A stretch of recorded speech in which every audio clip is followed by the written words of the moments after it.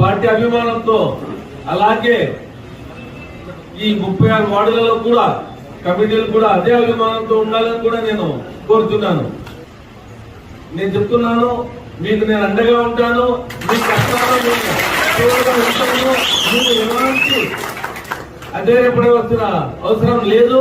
కాబట్టి మీరు ధైర్యంగా ముందు వచ్చి ఈ కమిటీల్లో మెంబర్లుగా ఉండి కమిటీల్లో వచ్చే రోజుల్లో మీరు కౌన్సిలర్లు మీరు ఇంకా ఏదైతే వైఎస్ఆర్సీపీ ప్రభుత్వంలో పోస్టులు ఇస్తారో దాంట్లో అంతా మీరే ఉండాలని కూడా నేను భావిస్తూ మీ అందరికీ నేను ధైర్యం ఇస్తున్నాను.